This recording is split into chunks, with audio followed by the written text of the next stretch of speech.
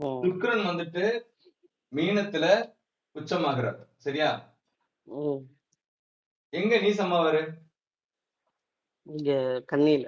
கன்னியில நீசமாவார். இங்க வந்து நீசமாவார். சரியா?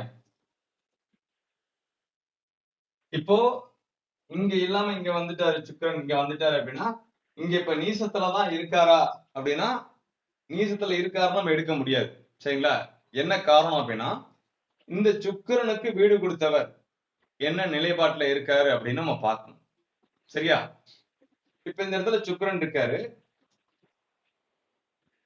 இப்ப இவர் வந்து பாத்தீங்கன்னா ஆட்சி பெற்றிருந்தாலோ உச்சம் பெற்றிருந்தாலோ நீசம் பங்கமாகும். சரியா? நீச பங்கமாகும். சரிங்களா? இப்ப இவர் வந்துட்டு ஆட்சியில இருக்காரு. இப்ப புதன் பகவான் இங்கே இருக்காருன்னு வச்சுக்கோங்க. ம். இதுவும் இவருடைய வீடுதான், இதுவும் இவருடைய வீடுதான். இல்லையா? ஆமா, ஆமா. இப்போ சுக்கிரன் இங்க இருந்து சுக்கிரன் வந்து இந்த இடத்துல இருக்காரு, நீசத்துல இருக்காரு. இப்போ இந்த சுக்கிரனுக்கு வீடு கொடுத்த புதன் பகவான் ஆட்சி. ஆச்சு. ஆமா. சரிங்களா? அப்போ நீச பங்கமாகுது. சரியா? புரியுதுங்களா? நீச பங்கம் இதுக்கு பேர் அப்படின்னா, நீசம். இது நீச பங்கம் அப்படின்னா கெட்டு போயிட்டு மறுபடியும் வந்துட்டு ஒரு நல்ல விஷயத்த செய்யக்கூடிய ஒரு நிலைப்பாட்டுல இருக்காரு அப்படின்னு அர்த்தம். சரிங்களா? நீச பங்கம். இது நீச பங்க விதிமுறைகள் நான் இப்ப உங்களுக்கு சொல்லிட்டு இருக்கேன். இது ஃபர்ஸ்ட் பாயிண்ட் எழுதிக்கோங்க. நீச வீட்டின் அதிபதி ஆட்சி உச்சம் பெற்றால் நீச பங்கமாகும். இல்ல புரியல, திரும்ப சொல்லுங்க. நீச வீட்டின் அதிபதி நீச வீட்டின் அதிபதி ஆட்சி உச்சம் பெற்றால் ஆட்சி உச்சம் பெற்றால் உச்சம் பெற்றால் இங்க இருந்தா புதன் இங்க இருந்தாலும் சரி, இங்க இருந்தாலும் சரி. சரியா? ஆட்சி உச்சம் பெற்றால் நீசம் பங்கமாகும். நீசம் பங்கமாகும். நீசம் பங்கமாகும். சரிங்களா? நீசம் வந்து பங்கமாகும். சரியா? இது முதல் அது பாயிண்ட். நீச பங்கம்னு சொல்லுவாங்க. ஆமா, நீச பங்கம் சொல்லுவாங்க. இது முதல் பாயிண்ட். சரிங்களா? இப்போ ஒருவேளை புதன் அங்க ஆட்சியில இல்லாம நீசம் உச்சத்துல எல்லாம் வேற இடத்துல இருந்தா அது நீசம். ஆமா, ஆமா. இப்போ வந்து இந்த சுக்கிரனுக்கு வீடு கொடுத்தவர் ஆட்சி உச்சம் பெற்றால் நீசம் பங்கமாகும். இல்லையா? ஓகே. புதன் பகவான் வந்துட்டு இங்க இப்ப குரு வீட்டுல இருக்காருன்னு வச்சுக்கோங்க. இப்ப வந்து நீசம் தான் இவரு. இங்க இருக்காருன்னு வச்சுக்கோங்க. இப்ப இவரு நீசம் தான். நீசம் தான். சரியா? அதே வந்து பாத்தீங்கன்னா இங்க சுக்கிரன்ல இருக்காரு. இப்போ சுக்கிரனுடைய வீட்டுல இங்க இருக்காருன்னு வச்சுக்கோங்க. இப்போ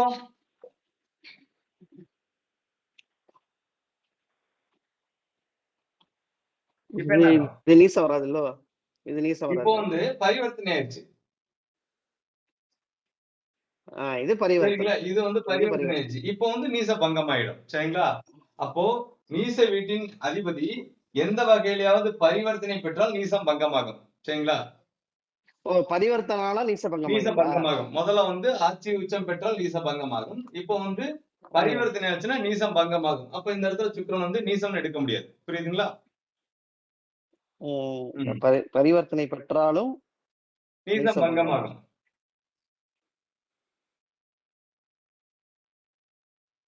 ஓகே. சரிங்களா? ஓகே. இப்போ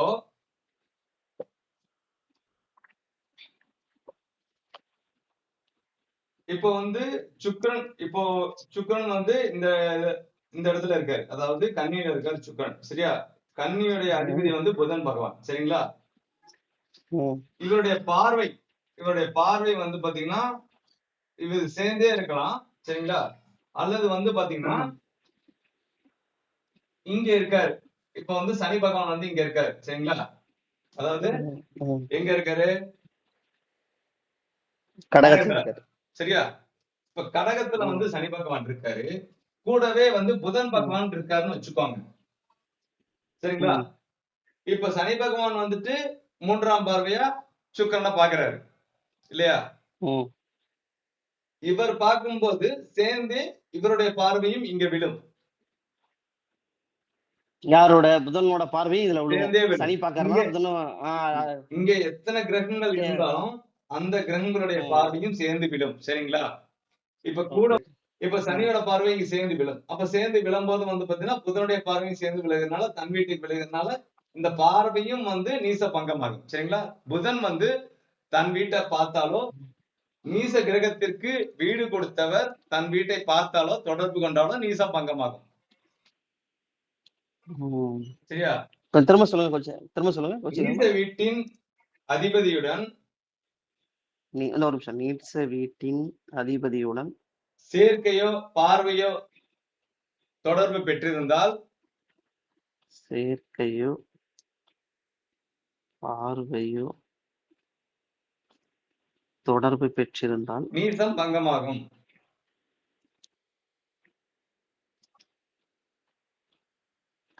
நீசபங்கம். ஓகே, ஓகேங்களா? ஓகே.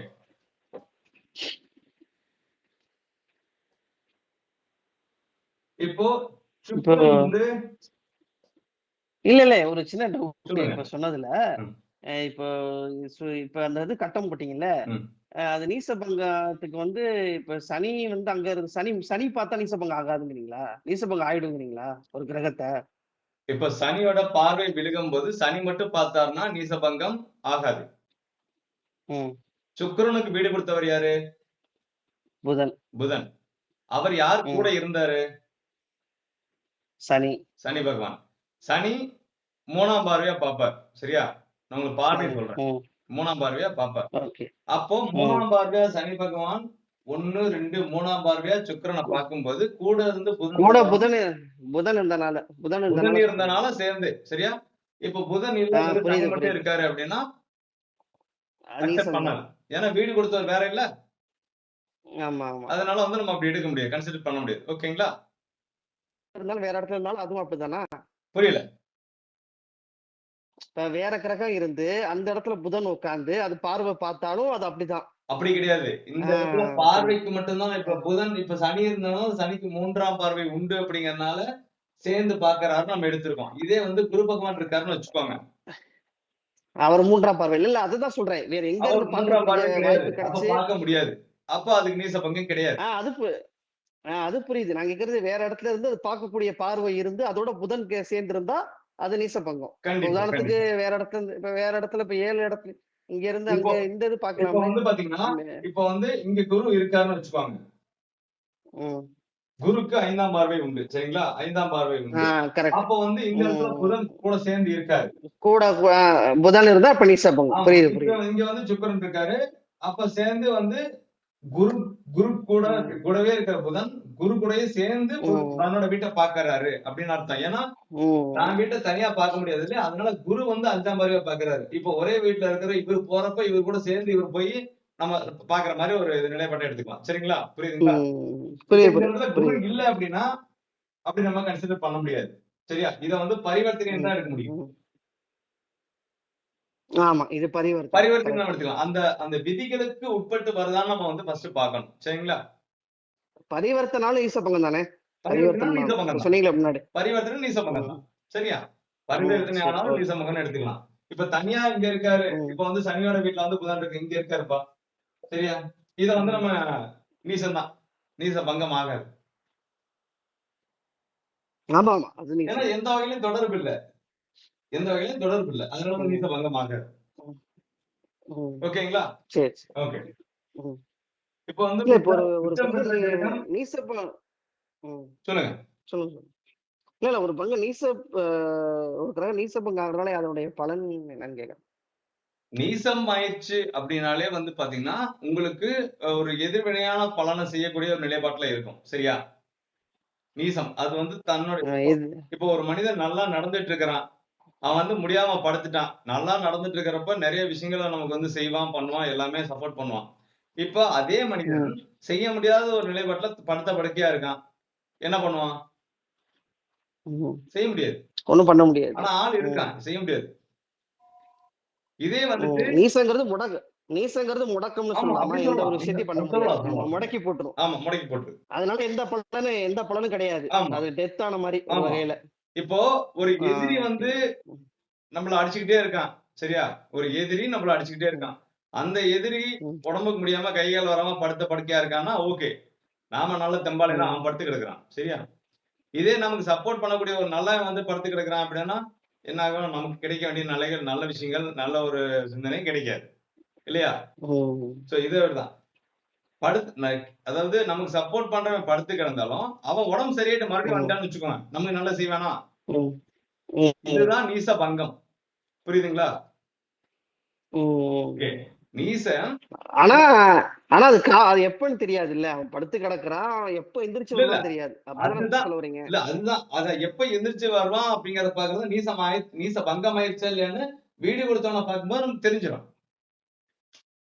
அப்ப என்ன சொல்ல வரீங்கன்னா, அந்த நீச பங்கம்ங்கிறது எப்பெல்லாம் ரெக்கவர் ஆகலாம், அது நல்லது பண்ணலாங்கிற மாதிரி அர்த்தம். அப்படிதானே? எப்போ வேணாலும் இல்ல, உடனே பார்க்கலாம். இப்ப இந்த கிரகம் வந்து இப்ப சுக்கிரன் இடத்துல இருக்காரு. இப்ப சுக்கிரன் செய்ய வேண்டிய வேலைகளை வந்து நமக்கு கிடைக்குமா கிடைக்காதா அப்படின்னு பாக்குறதுக்கு சுக்கிரனுக்கு வீடு கொடுத்து புதன் பகவானா பார்த்து வரணும். இப்ப புதன் பகவான் வந்துட்டு இப்போ ஒரு ஏதோ ஒரு வகையில் தொடர்புல இருக்கான்னு வச்சுக்கோங்க. இப்போ வந்து இங்கே ஆட்சியில் இருக்கான்னு வச்சுக்கோங்க. அப்ப நமக்கு நீசம் பங்கம் ஆயிடுச்சு, சுக்கிரன் கெட்டு போகல, நல்லா இருக்காருன்னு அர்த்தம். ஓகேங்களா? சுக்கிரன் வந்து கெட்டு போகல, நல்லா இருக்காருன்னு அர்த்தம். ஏன்னா புதனுடைய வீட்டுலதான் வந்துட்டு சுக்கிரன் இருக்காரு. சுக்கிரன் ஆட்சியில தான் இருக்காரு, அவரோட சொந்த வீட்டுல தான் இருக்காரு. அப்ப வந்து நீசம் பங்கம் ஆயிடுச்சு. அப்ப இவர் வந்து செய்ய வேண்டிய வேலையை தாராளமா கண்டிப்பா செய்வாருன்னு அர்த்தம். சரிங்களா? சுக்கிரன் செய்வாரு. சுக்கிரன் செய்வாரு. இதே நீசமா இருந்தா சுக்கிரன் செய்ய மாட்டாரு. நீச பங்கம்னா செய்வாரு. சரிங்களா? ஓகே. நீச பங்கம்ங்கிறது செய்வாரு. இதே நீசமா இருந்தா செய்ய மாட்டாரு. Okay, simple. இப்போ உச்சம் பெற்ற கிரகம் நீச கிரகத்தை பார்த்தால் நீச பங்கம் ஆகும்.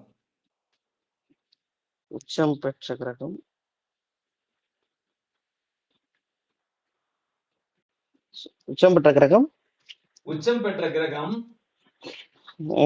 நீச கிரகத்தை பார்த்தால் நீசம் பங்கமாகும். நீச கிரகத்தை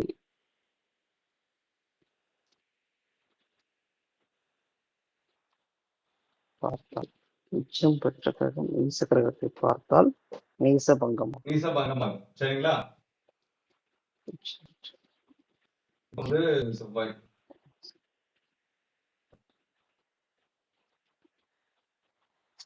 இங்க வந்து செவ்வாய் பகவான் இருக்காரு. சரிங்களா? செவ்வாய் இருக்காரு.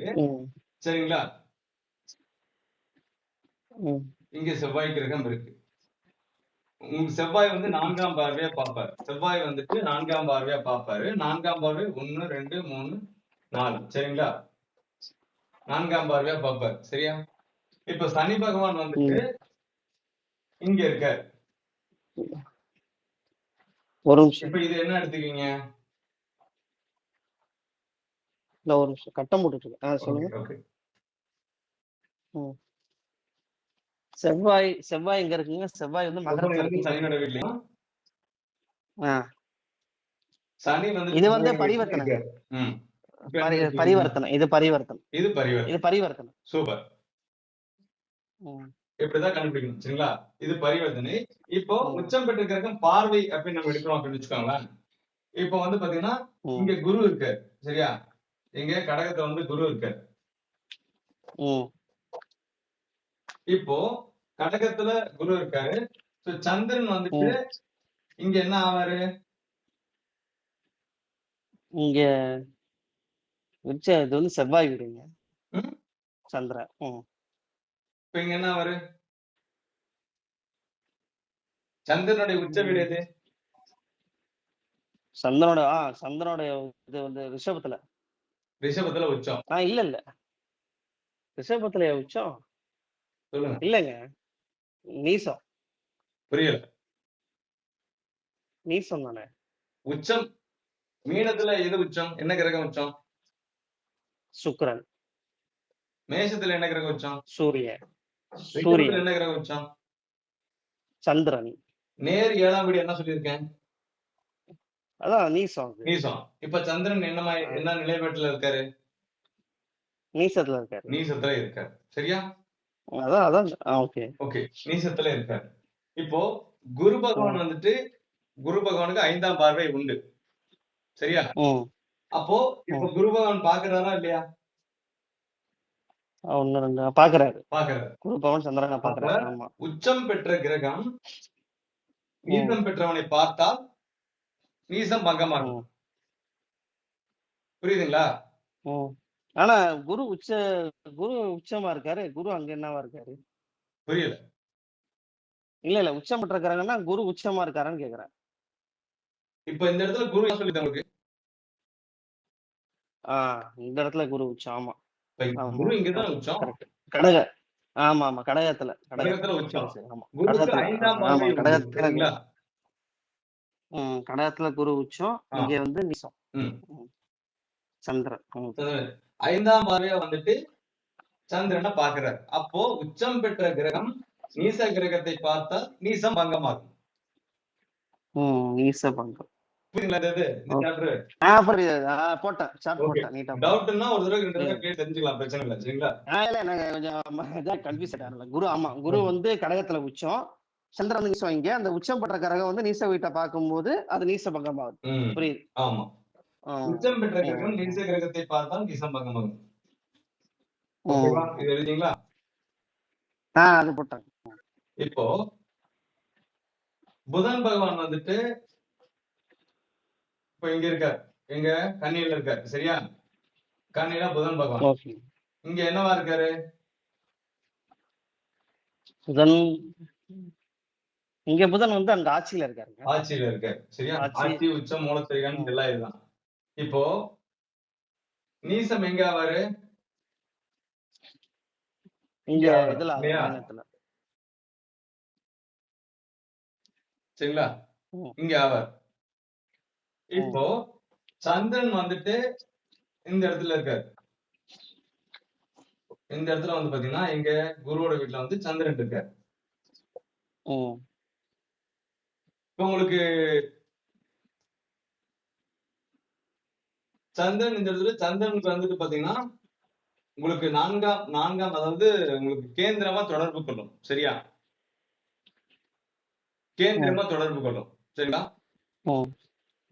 கேந்திரம் அப்படின்னா 1, 4, 7, 10. சரிங்களா? கேந்திரம் 1, 4, 7, 10. எழுதிட்டேன். ம். கேந்திரம் 1, 4, 7, 10. ஓகே. சரிங்களா? அப்ப கேந்திரம் 1, 4, 7, 10 என்பது இப்ப 1ஆம் இடம் இந்த இடம், 4ஆம் இடம் எந்த இடம்? அங்க. இங்க. மீனம். சந்திரனுக்கு கேந்திரத்தில் நீச கிரகம் வந்தாலும் நீசம் பங்கமாகும். சரியா? ஒரு நிமிஷம். ஓகே. சந்திரன் இங்க இருக்கு. இங்க புதன் நீசமா இருக்கு. சந்திரனுக்கு அதெல்லாம் கேந்திரமா பார்த்தேன். நீச கிரகம் வந்தாலும் நீசம் பங்கமாகும்.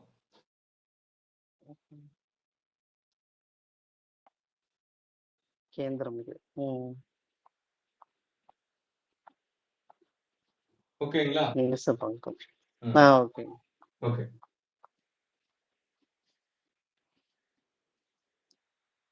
இப்போ சுக்கிரன் இங்க என்ன நிலைப்பாட பார்த்தோம்? சுக்கிரன் இங்க நீசம். சரிங்களா? இப்போ வர்க்கோத்தமம் ஆயிடுச்சுன்னு வச்சுக்கோங்க. என்னங்க வக்ரமா? வர்க்கோத்தமம். வர்க்கோத்தமம். சரிங்களா? வர்க்கோத்தமானாலும் நீசம் பங்கமாகும். நீங்க எழுதிக்கோங்க. உங்களுக்கு நான் டீடைல் சொல்றேன். என்ன கிளாஸஸ் இருக்கு உங்களுக்கு. சரிங்களா? அதாவது நீசம் பெற்ற கிரகம் வர்க்கோத்தமம் பெற்றாலும் நீசம் பங்கமாகும். சரியா? நீசம் பெற்ற ஒரு கிரகம் வர்க்கோத்தமம் பெற்றாலும் நீசம் பங்கமாகும். வர்க்கோத்தமம்.